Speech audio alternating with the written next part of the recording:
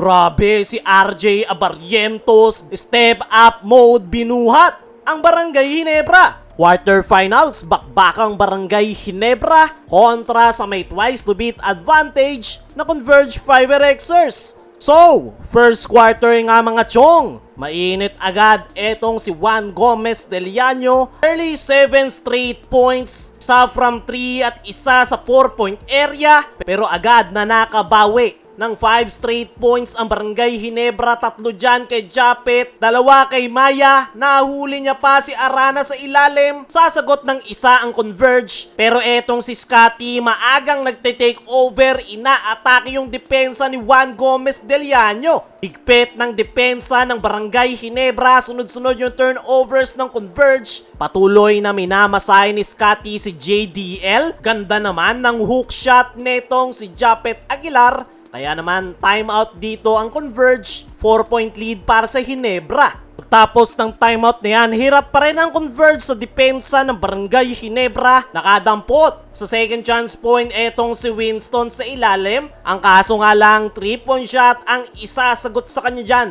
na itong si Stephen Holt. Timeout ang Converge, 4-point lead para sa Barangay Ginebra. Matapos ang timeout na yan, another 3 ang ibabaon ni Ralcu. Pero nagpaparamdam etong si Shawnee Winston para sa Converge Fiverxers sa kanyang 5 straight points. Nawalan na ng challenge si Coach Team pero no problem para kay Ralcu, another 3. Pero agad yan nabura matapos yung 3-point play netong si Larry Muyang sa ilalim. Kaya natapos ang first quarter, 23-21, 2-point lead para sa Barangay Ginebra. Pagpasok ng second quarter, ganda ng hanap ni Ralcu sa cut netong si RJ Abarrientos. Sarado talaga yung depensa ng Ginebra sa ilalim. Kaya naman nag-adjust ang Converge lalo na etong si Stockton sa kanyang 5 straight points. Lumulutang sa ere, lamang na ang Converge Fiverxers. After nyan, mini run para sa Converge, power move from Balti. Ganda pa ng kanilang ball movement. Si Japet ang nakikipagpalitan ng puntos against Converge Fiverxers. Si Balti, yung kanyang kasagutan sa puntos. Another basket para kay Japet. Nakitang mas maliit yung bantay. Kumagat na ulit yung depensa ng Barangay Ginebra. At nagresulta nga yan ng easy fast break para kay Troy. Eto namang si Scotty, ginagawa na ang lahat.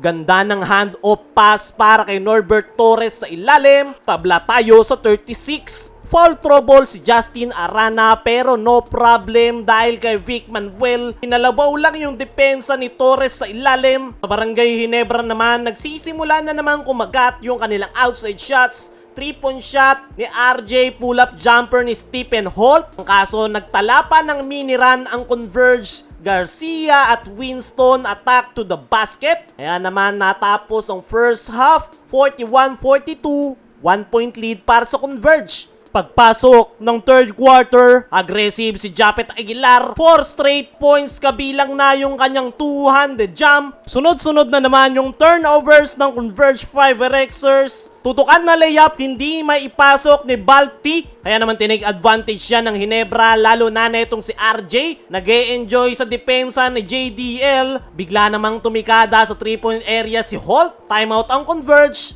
10-point lead para sa Ginebra. Matapos nyan, nagsisimula ng uminit etong si Balti, nice tip in sa ilalim. Kasama niya dyan etong si Shawnee Winston sa kanyang fadeaway jumper. All around Scotty ang ating nakikita. Ganda ng kanyang depensa at pasa kay Troy. Nawala si Japet kaya naman take over na etong si Justin Baltasar. Eto namang si RJ Abarrientos. Pinaglalaruan ng depensa ng Converge. Pero eto na ulit, si Baltasar sa kanyang posterized dunk. Pamatay sunog sana yung tira na to ni Ralcu. Ang kaso, tuloy-tuloy pa rin yung apoy na opensa ng Converge with Shawnee Winston at Vic Manuel ng mamama sa ilalim. Timeout ang Ginebra, baba sa 4 ang kanilang kalamangan. Matapos nyan, Vic Manuel, minamasahe lang yung depensa ng Barangay Ginebra sa ilalim. Kasama niya etong si Justin Arana. Ang kaso, biglang nag-init si RJ Abarrientos.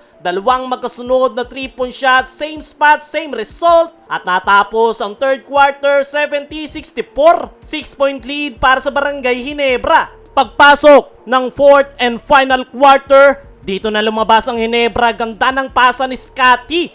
Take over mode na itong si RJ Abarrientos, pang-apat na 3-point shot. Pumapalag pa ang converge with Balti, pero palaging may pansagot dyan ang Barangay Ginebra. Pagod na itong si Justin Arana, pero it's RJ Abarrientos show! 3-point play, pagtapos nyan, biglang bumira sa 3-point area. Kaya naman po, puwersa pa ng do or die ang Barangay Ginebra.